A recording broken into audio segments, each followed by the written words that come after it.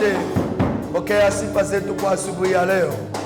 Ni siku unaandaa kwetu kanisa lako, tuweze kufundishiwa nawe, tujue habari za ufalme wako wapi inafikia. Ni muda yako ya kuzungumza na kanisa lako. Nashukuru kwa kiongozi mzuri na mtakatifu mwenye anakuwa pamoja nami hapa, mwenye anahusika na kazi ya kufundisha, mwenye anahusika na kazi ambayo unapanga kwa tarehe leo juu ya nafsi yote unatuma hapa. Wengine wakiangali kando kando njiani, hakika Mungu tawarakisha na kazi ya siku za leo itakuwa na baraka kubwa kwa ajili ya kufikisha nafsi wengi katika ufalme wako. Tukufu yako Mungu tunahitaji katika mafundisho ya siku za leo. Ufalme wako uje na mapenzi yako yafanyike kati yetu hapa namna inavyokuwa kule mbinguni. Ujitukuze kama Baba, kutoka mwanzo hadi mwisho tutakushukuru. Pokea sifa kwa ufahamu nzuri unatupatia, na kwa hekima unatupatia, na kwa kiasi na akili ya mbinguni ambao unaleta kwa ajili ya kazi hii, na kufungua masikio ya watoto wako na kufahamisha namna gani wanaweza kukamata mipango ya kuweka maisha yao kwa utaratibu mbele yako. Pokea sifa kwa kusikia maombi yetu na kufanya kuliko yale tunaomba, ni katika jina la Yesu Kristo naomba, amen. Haleluya, Bwana Yesu asifiwe. Ni siku njema, ni siku nzuri Mungu anatutarishia sisi kanisa lake, tuwekeze kujua makusudi yake kwetu kwa siku tunapoishi. Haleluya. Alafu tumekwisha kuomba, na kama unafika unakamata notebook yako kwenye unaweza kuandika, unakamata vile bike stilo, unakamata vile notebook yako au kae kwenye unaweza kuandika, ili tuweze kusaidiana pamoja. Leo iko siku ya Mungu kutufundisha, ni mwito wake kwetu sisi kanisa lake, ili tuweze kujua yale anapanga kwetu kabla sisi kanisa lake tuweze kunyakuliwa. Haleluya. Mbele tuweze kunyakuliwa, kuko maneno fulani fulani ambayo Mungu anahitaji kujua, ili siku ya unyakuo isikukute ndani ya giza. Alafu temu yetu ya mafundisho Mungu anaweka kwetu kwa tarehe ya leo inasema, Yesu yupo karibu sana kunyakua kanisa. Yesu yupo karibu sana kunyakua kanisa. Haleluya. Unawaza wenyewe unaandika mzuri sana. Sasa tunaenda mara moja ndani ya kitabu cha Yohane, habari njema ya Yohane. Tunakuwa na mambo mengi lakini hatutaimaliza yote. Tutafanya tu senteza. Haleluya. Kwa sababu mambo iko mengi sana, na kama tunaweza kuizungumzia tunaweza kufanya karibu siku ngapi hapa. Alafu tunaona tukue ndio na ufahamu moja kidogo kuhusu yale yote yanapotendeka kwa dunia hii ya leo. Yohane sura 14, taanza kutoka mstari wa kwanza hadi 4. Yohane sura 14, taanza kutoka mstari wa kwanza tafikisha mpaka 4. Ukilipata unasimama juu ili tuweze kusoma neno la Mungu. Karibu tusimame juu ili tuweze kuheshimu usomi wa neno la Mungu. Habari njema ya Yohane sura 14 mstari wake wa kwanza hadi 4 tunalisoma katika jina la Yesu Kristo. Musifadhaike mioyoni mwenu, munaamini Mungu, muniamini mimi vile vile. Katika nyumba ya Baba yangu ni makao mengi, kama sivyo ningaliwaambia ninyi. Ninakwenda kuwatengenezea ninyi pahali, na kama ninakwenda kuwatengenezea ninyi pahali, nitakuja tena na nitawakaribisha ninyi kwangu, pahali nilipokaa mimi mukae vile vile. 4 kwa kumaliza, na pahali ninapokwenda mnajua, na njia mnajua. Amen. Pata nafasi chini kwa heshima yako. Haleluya. Shairi hii yenye tunatoka kusoma inaonyesha ya kama Yesu anakuwa tayari kurudi kunyakua kanisa lake. Haleluya! Alisema msifadhaike mioyoni mwenu. Alikuwa akionya wanafunzi wake walipokula Pasaka, akatabiri ya kwamba atakuja tena kwa watu wake. Ndio maana alikuwa akionya sisi kanisa lake wenyewe tunamtarajia na furaha kubwa ya kama tusifadhaike mioyoni mwetu. Haleluya! Namna tunaamini Mungu, tumwamini yeye vile vile. Yesu anasema katika nyumba ya Baba yake ni makao mengi, na anatuambia kabla sisi tuweze kunyakuliwa pamoja naye, tujue kama tunaweza kupata neema ya kunyakuliwa pamoja naye, tutakuwa na makao mengi amekwisha kututayarishia kule mbinguni. Bwana Yesu asifiwe. Na anasema anapokwenda kututengenezea pahali na kisha kututengenezea pahali, atafanya nini? Atakuja tena, atakuja tena. Namna alivyokwenda, anasema atafanya nini? Atakuja tena. Haleluya! Bwana Yesu asifiwe. Sikiliza kwa umakini. Leo iko siku Mungu anahitaji kukutayarisha ili aweze kukwenda nawe kwa pali anatengeneza kule mbinguni. Nani anafurahi siku moja tuende naye kule mbinguni? Asante sana. Manake watu wote wanakuwa tayari kwa pali Yesu amekwisha kuwatengenezea. Anasema wakati atakuja atatukaribisha kwake. Pahali anapokaa sisi tukae vile vile. Haleluya! Na anasema pahali anapokwenda munajua anaenda wapi? Anaenda wapi? Na kutoka kule ndio atarudia tena kutuchukua hapa ili tuende naye pale kufalme wake. Haleluya! Asante. Shairi hii inaonyesha ya kama Yesu anakuwa tayari kurudi kunyakua kanisa lake. Sio saa mrefu namna watu wa dunia wanavyozania. Jotemu yetu nasema yupo karibu sana kunyakua kanisa. Haleluya! Yesu ni karibu sana kunyakua kanisa. Tunaenda ndani ya Luka sura 17. Luka sura 17, kukumbushana. Haleluya! Tunakumbushana. Ni maneno ambayo tumekwisha kusikia mara na mara, lakini Mungu anahitaji tena kutukumbusha ili tusiyasahau, kwa sababu muda yake ya kushuka kutuchukua inatimu. Ni karibu. Sema na mwenzako iko karibu sana. Luka 17 mstari wake 26 hadi 13. Ni yeye Yesu yeye mwenyewe aliyazungumzia hapa. Luka sura 17 shairi 26 hadi 13. Luka 17 26 hadi 13, tunalisoma katika jina la Yesu Kristo. Na kama ilivyokuwa siku za Noa, ndivyo itakavyokuwa siku za Mwana wa Watu. Walikula, walikunywa, walioa, waliolewa, hata siku ile Noa alipoingia katika safina na gharika ilifika ikawaangamiza wote. Tena kama ilivyokuwa siku za Loti, walikula, walikunywa, walinunua, waliuza, walipanda, walijenga. Lakini siku ile Loti alipotoka katika Sodomo, moto na kiberiti zikatoka kwa mbingu zikawaangamiza wote. Nakuja kumaliza. Kama vile itakuwa siku ile atakapofunuliwa Mwana wa Watu. Bwana Yesu asifiwe. Hapa iko mfano Yesu analeta kwa sisi kanisa lake ili tuweze kufahamu ya kama kurudi kwake haitakuwa namna watu wa dunia wanavyozania. Haleluya! Kurudi kwake itakuwa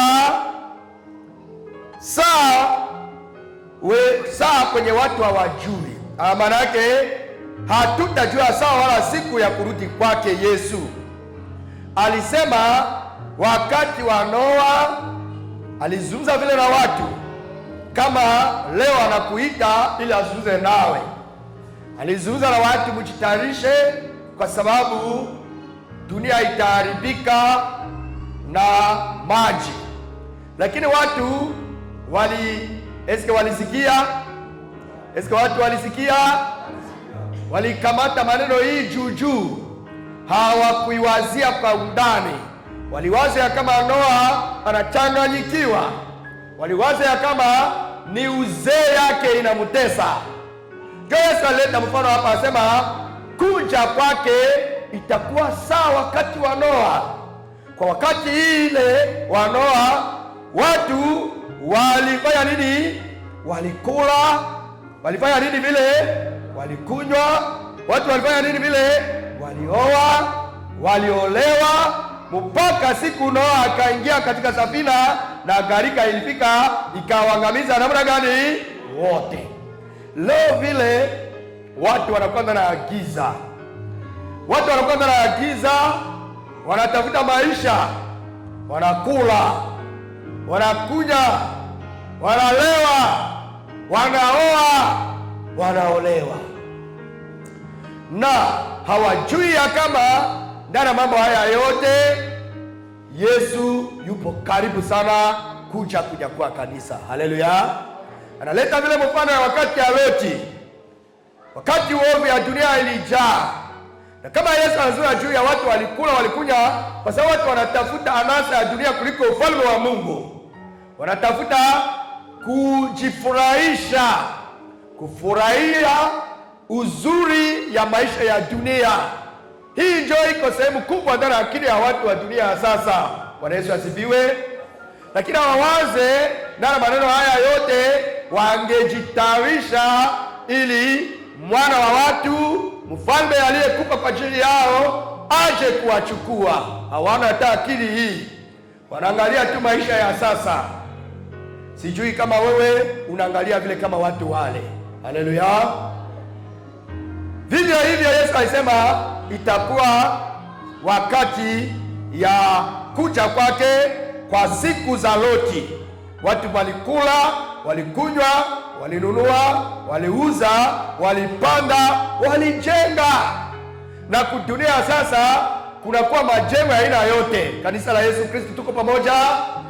Watu wanatafuta kufanya nini? Kujenga. Ukifika leo hapa, kesho ukipita utaona maneno yanabadilika. Haleluya! Majengo yanaendelea mbele. Vivyo hivyo watu wakati wa Loti walifanya, na walikuwa ndani ya hali ya kuzubaa, ndani ya hali ya distraction, na ndani ya wakati hii moto ikashuka juu yao na ikawateketeza. Haleluya! Na neno la Mungu nasema kushairi yake 13 ya kama itakuwa vile siku atakapofunuliwa mwana wa watu. Mwana wa watu yuko Yesu Kristo, mwenye yuko karibu sana kuja kutuchukua. Atashuka vile kwa saa watu wa dunia hawataijua. Halafu Mungu anatuita ili tusifanye ziaka, tufanye nguvu ili tuwe namna gani? Tayari. Haleluya! Sema ni mapenzi ya Mungu kutufundisha ili tuwe tayari.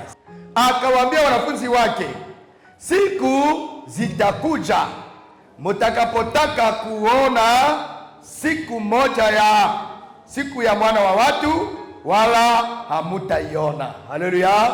Nasema siku zitakuja, mtatafuta sana kuona siku ya mwana wa watu, maana yake ya kuja kwa Yesu Kristo, lakini hamutafanya nini? Kwa sababu dunia itakuwa ndani ya hali ya kuzubaa. Dunia itakuwa ndani ya hali ya kukula. Ndani ya hali gani? Kukunya. Ndani ya hali gani? Kulewa. Ndani ya hali gani? Kujenga. Ndani ya hali gani tena? Kuoa na kuolewa. Watu watasahau kama Yesu atarudia. Yesu anasema kuja kwake vile itakuwa hivi, mtatafuta kuyajua lakini hamutaiona. Eske tuko nafahamu neno la haki? Haleluya!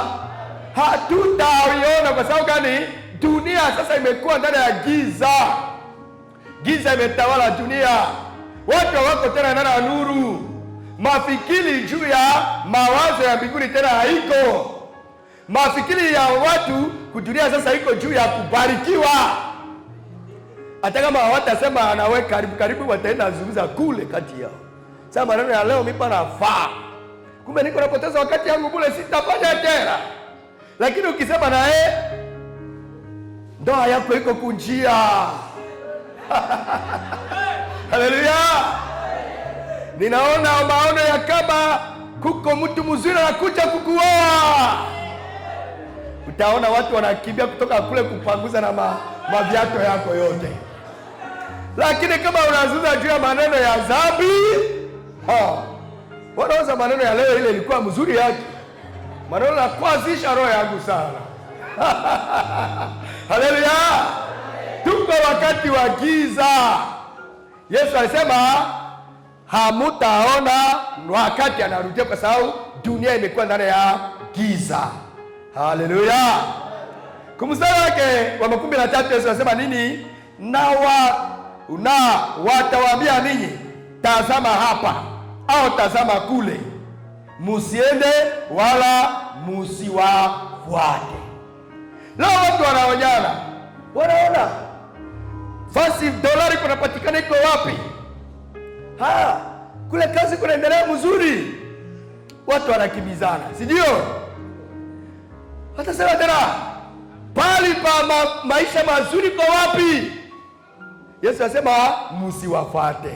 Haleluya! Musiwafuate. Kwa nini? Kwa sababu watawatia ndani ya hali ya distraction na mutasahau wokovu yenu, na wakati atarudi itakuwa ole kwenu. Alafu leo ndani ya mafundisho yetu ya siku za leo, Mungu anahitaji kutukumbusha kwa njia ya unabii unaotimia katika taifa la Israeli. Haleluya! Tutatambua kuja kwa Yesu kwa njia gani? Iko ulizo. Amen. Eske tuko pamoja? Kwa sababu Paulo alisema kwa kanisa la Wathesalonika ya kama siku ile ya kuja kwa mwana wa watu haitawakuta ndani ya hali ya giza, kwa sababu ninyi ni wana wa nuru. Halafu dunia ya sasa watu wenyewe watafute kutia maisha yao kwa utaratibu mbele ya Mungu, ndio wanakuwa ndani ya hali ya giza. Hawatambue kama Yesu atakuja. Wanaangalia maisha namna inakolea, namna maarifa inaongezeka kwa dunia, namna mahoteli, namna maespase, watu wanajenga huku, kukamata mapicha kumabar, kumaespase. Hii ndio ni furaha ya watu. Watu wanatafuta kama bare yenye napita ni yote Abuja iko wapi? Hiyo ndio wakati wa sasa. Lakini wasi kanisa la Yesu Kristo, Mungu analeta nasi wakati ya kujifunza pamoja nanyi, tutatambua kuja kwake namna gani. Uko tayari kuifahamu? Eske uko tayari kujifunza pamoja nami? Asante. Andika. Ya kwanza. Pointi ya kwanza, tunaitambua kwa njia ya unabii unaotimia. Haleluya! Tutatambua ya kama Yesu yupo karibu sana kunyakua kanisa kwa njia ya unabii unaotimia. Kuko unabii mbalimbali, wapakaliwa wa Mungu wenyewe waliunuliwa na Mungu, walitabiri juu ya kuja kwa Yesu Kristo, yani mwisho wa dunia. Haleluya! Na hii unabii, kati ya unabii ambayo ilitabiriwa na manabii, kuko unabii mengi deja yamekwisha kutimia. Alafu kwa sehemu ya kwanza tutaona unabii unaotimia katika taifa la Israeli. Unabii unaotimia katika taifa gani? La Israeli. Tulisema tutafanya tu sentence kwa sababu iko neno kubwa sana, hatuwezi kuyasema yote. Halafu tutachambula kidogo kidogo ili tuweze kukua ndio na ufahamu.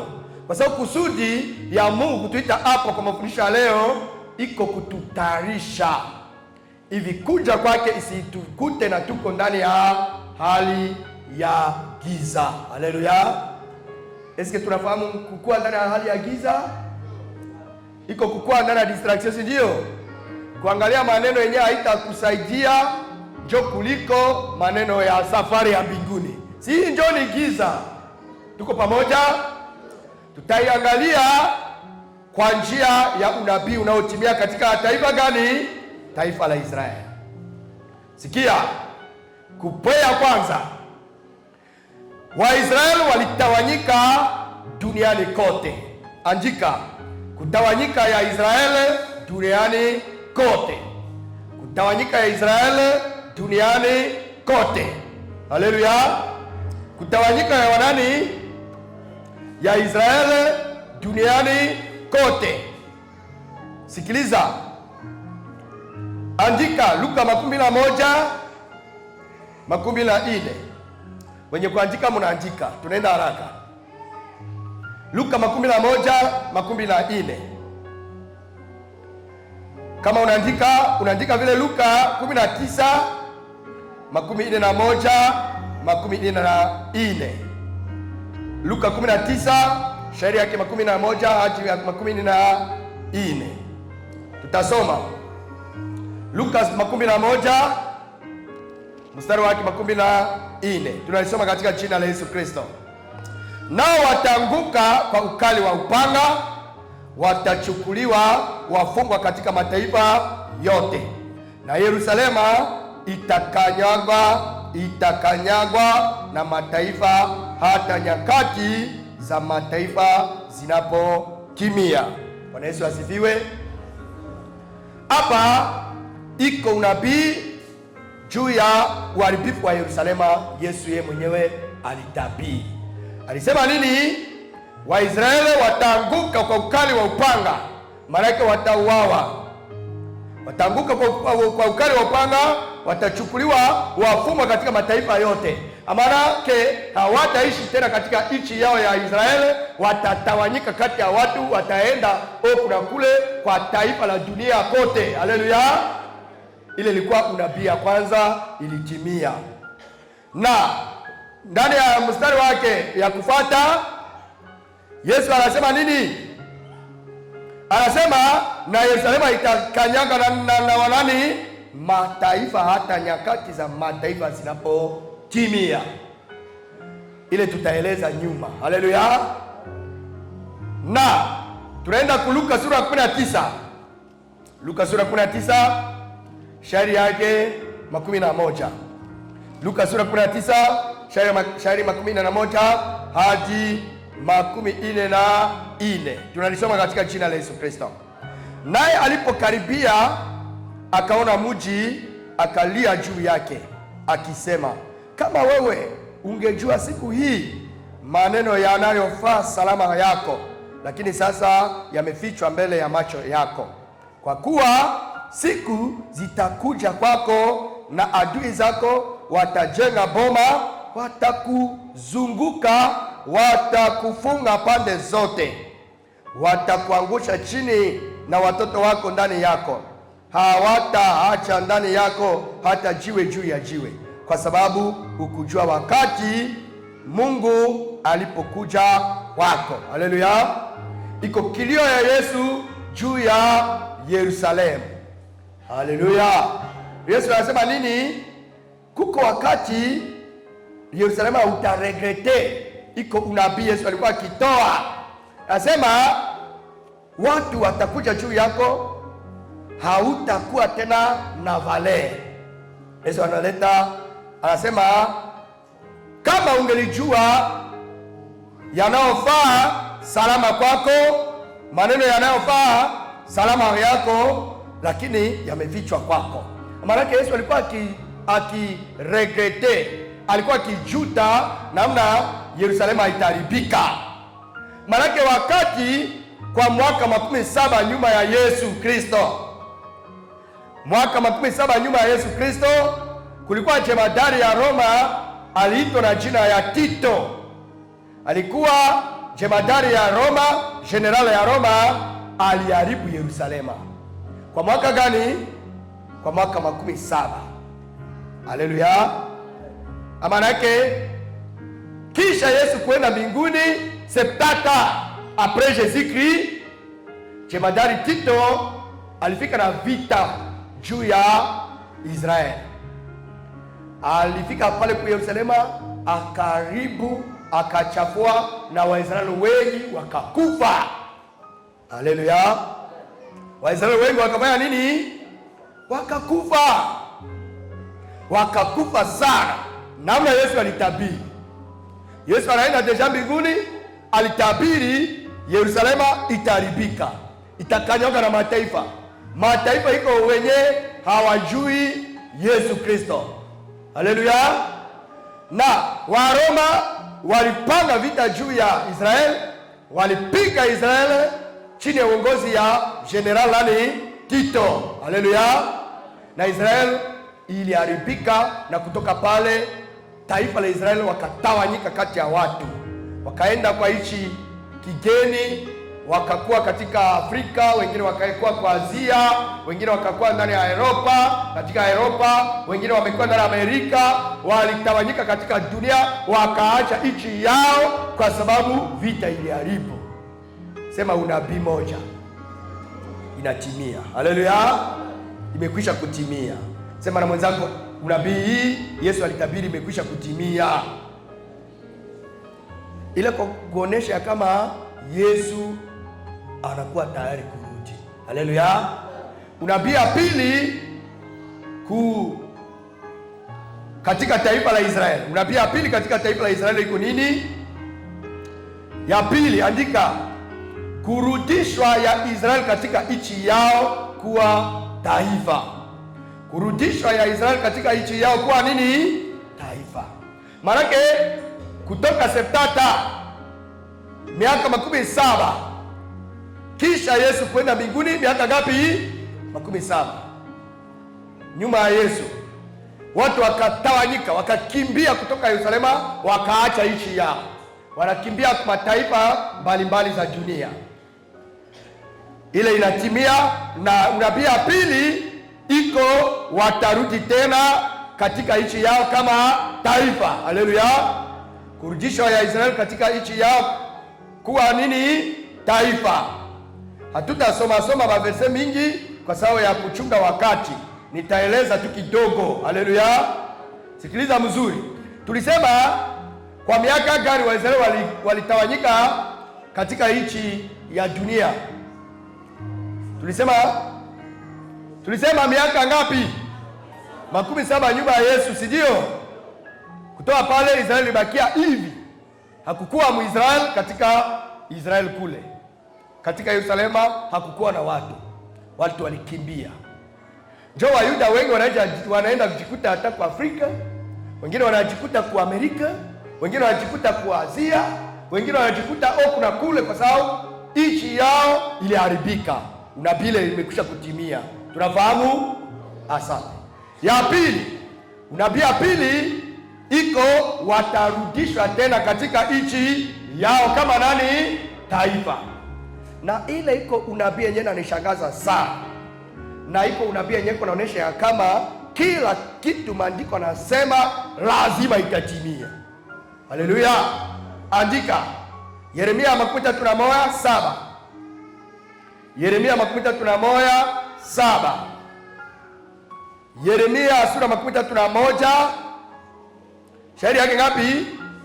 7 mpaka 14. Andika. Hatutasoma yote. Andika vile. Ezekiel 36 7 mpaka 14. Andika vile Ezekiel 36 7 à 14. Tuko pamoja? Waandishi mnaandika? Okay. Andika Ezekiel 36 7 à 14 na unaandika vile Ezekiel 37 na kuendelea. Lakini tutakamata tu sehemu kidogo ya unabii ambao nabii Yeremia alitabiri juu ya kurudishwa ya Israeli katika nchi yao kuwa taifa. Yeremia 31 shairi yake 7. Tuko tayari? Eske tuko tayari? Yeremia sura ngapi? 31 mstari wake ngapi? Mstari wake 7 mpaka 14. Tunaenda. Tunalisoma katika jina la Yesu Kristo. Maana Bwana anasema hivi, mwimbie Yakobo kwa furaha.